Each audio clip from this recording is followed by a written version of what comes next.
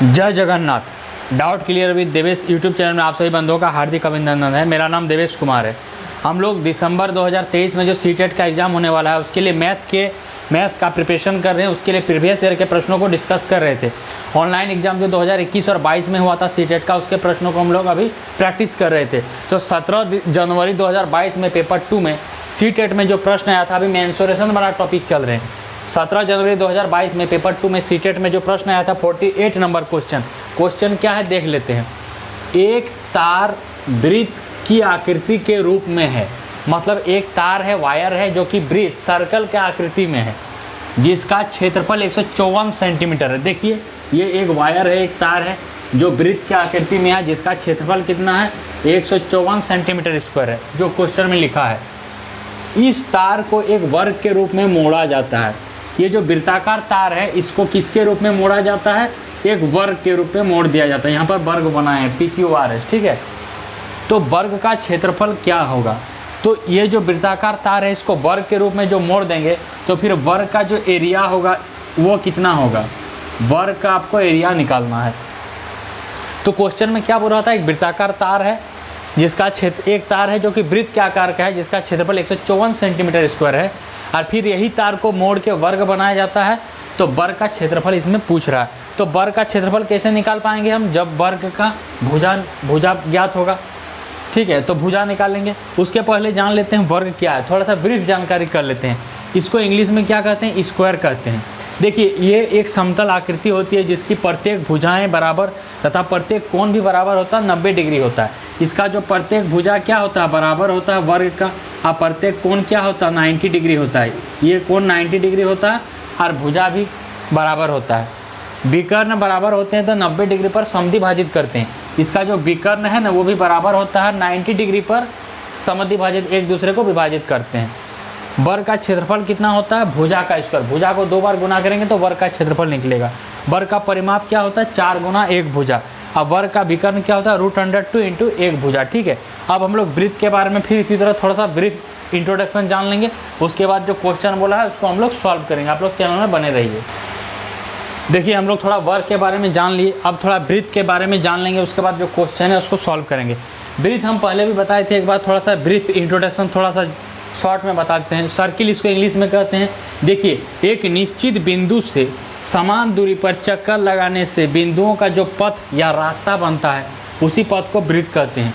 एक निश्चित बिंदु, मान लीजिए ये वाला जो वो है एक निश्चित बिंदु है, एक निश्चित बिंदु से समान दूरी पर, देखिए ये वाला समान दूरी है, ये वाला समान दूरी है, ये वाला समान दूरी है, ये वाला दूरी समान है, ये वाला दूरी समान है।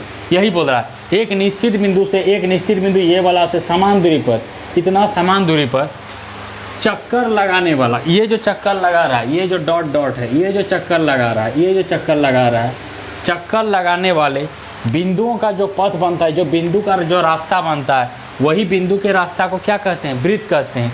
यहाँ पर इसको डॉट में दिखाएं आपको समझाने के लिए, इसको पूरा एकदम डार्क बना के आपको दिखाएं समझाने के लिए। तो यही जो घेरा है वही क्या है? वृत्त कहते हैं।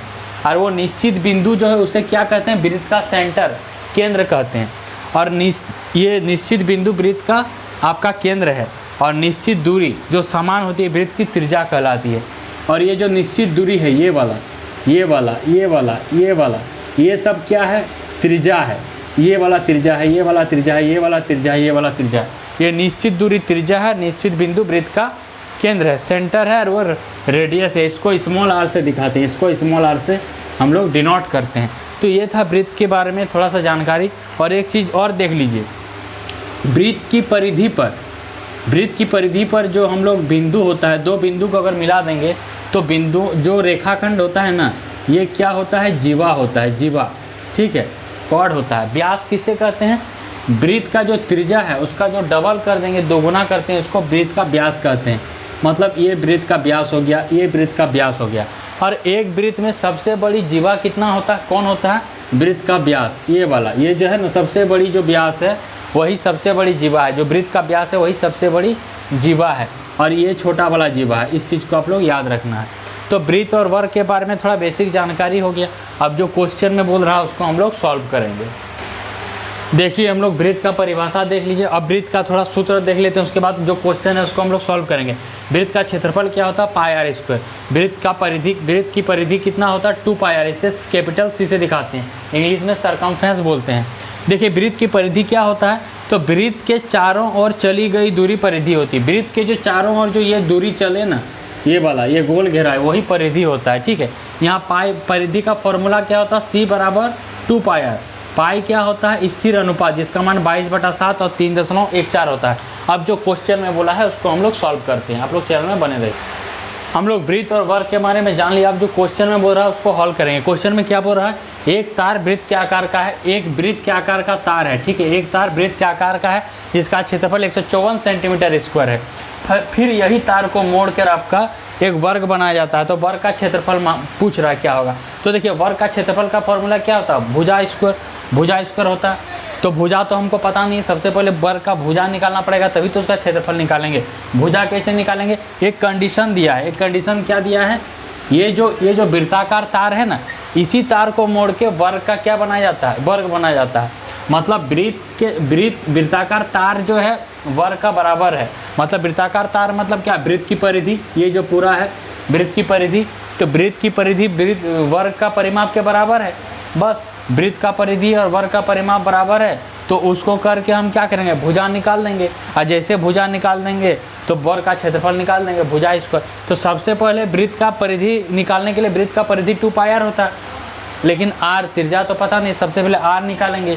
तो ये जो क्षेत्रफल दिया है ना, इसी से हम लोग वृत्त का पहले त्रिज्या निकालते हैं। वृत्त का क्षेत्रफल कितना दिया है? 154 सेंटीमीटर स्क्वायर। वृत्त का क्षेत्रफल क्या होता है? Formula pi R square. और फिर 154 जो है उसको ऐसे ही रहने दिए। और पाई का मान यहाँ बोला है 22/7 लेने के लिए, तो 22/7 ले लिए गुना आर स्क्वायर। तो आर स्क्वायर लिख दिए, 154 उधर है तो 154 सेंटीमीटर स्क्वायर लिख दिए। अब हमको आर स्क्वायर का मान निकालना है, तो आर स्क्वायर क्या होगा? इधर आर स्क्वायर बराबर क्या हो जाएगा? गुना में 22 है, उधर जाके भाग हो गया 22। अब भाग में है तो गुना में हो गया 7 सेंटीमीटर स्क्वायर है, सेंटीमीटर स्क्वायर लिख दिए। तो देखिए अब 22 को इस 154 से काटेंगे 7 बार में, 22 को 154 में 7 बार में काटे। ठीक है, तो 7 गुना 7 ऊपर में क्या हो जाएगा? 49। और सेंटीमीटर स्क्वायर है तो सेंटीमीटर स्क्वायर है, मतलब आर स्क्वायर का मान कितना हो गया? 49 सेंटीमीटर स्क्वायर। तो रूट ले लेंगे, आर का मान वर्गमूल में अगर ले लेंगे तो क्या हो जाएगा? √49 सेंटीमीटर स्क्वायर। तो 7 सेंटीमीटर स्क्वायर, 7 गुना 7 49 होता है, तो एगो निकल गया 7 सेंटीमीटर। मतलब ये जो त्रिज्या निकला कितना निकला मेरा? 7 सेंटीमीटर हो गया। ये जो त्रिज्या निकला 7 सेंटीमीटर हो गया। वृत्त का त्रिज्या निकल गया। अब वृत्त का परिधि निकाल देंगे, और वृत्त का परिधि और वर्ग का परिधि परिमाप बराबर होता है, उससे हम वर्ग का भुजा निकाल देंगे। और पूछ क्या रहा था? वर्ग का क्षेत्रफल, तो वर्ग का क्षेत्रफल भुजा स्क्वायर होता है, बस आंसर निकल जाएगा। तो इसके बाद हम लोग त्रिज्या निकाल लिए, उसके बाद वृत्त का परिधि निकालेंगे। ठीक है, तो देखिए सबसे पहले हम लोग वृत्त का त्रिज्या निकाल लिए 7 सेंटीमीटर। वृत्त का त्रिज्या निकाल लिए, तो वृत्त का परिधि निकालेंगे अब। ठीक है, वृत्त का परिधि का फॉर्मूला क्या होता है? 2 पाई आर। तो सी, वृत्त का परिधि को सी से दिखाते हैं। सी बराबर 2 × पाई। पाई का मान 22/7 है, तो 22/7 लिखिए।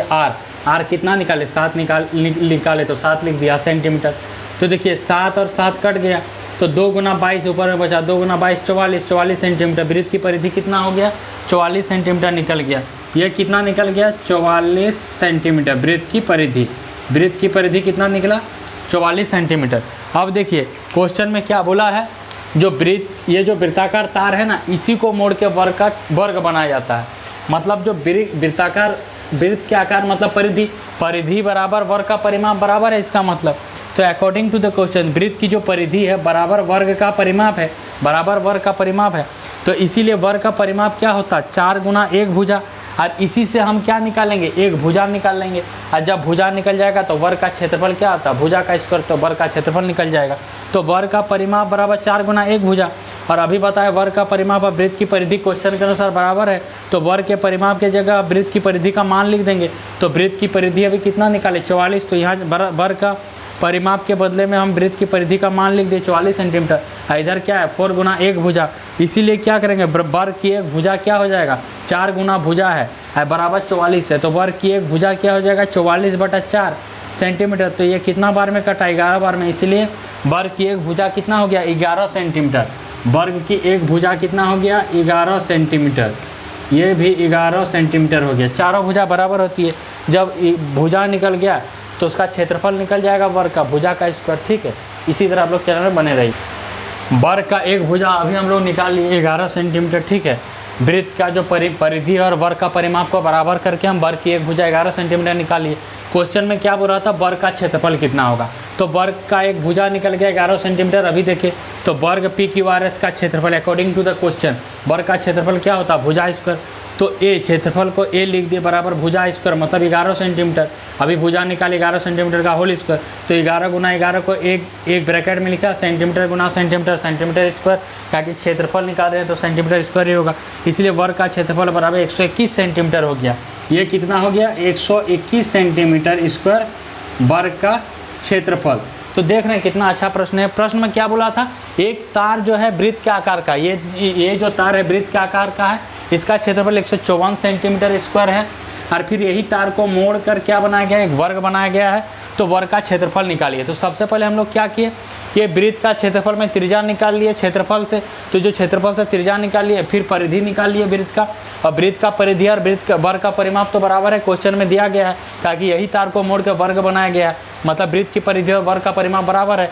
तो दोनों को बराबर कर लिया और भुजा निकाल लिए वर्ग का। जब भुजा निकल गया तो वर्ग का क्षेत्रफल भुजा स्क्वायर कर दिया, आंसर निकल गया। तो आप लोग इसी तरह चैनल में बने रहिए और दिसंबर 2023 में जो सीटेट का एग्जाम होने वाला है उसके लिए अच्छा से तैयारी करते रहिए। ठीक है, और एकदम समय बहुत कम है, आराम से 6 से लेकर 10 क्लास तक का बुक पढ़ते रहिए। साइंस का भी वीडियो कुछ दिन में अपलोड हो जाएगा। तब तक के लिए धन्यवाद। जय जगन्नाथ।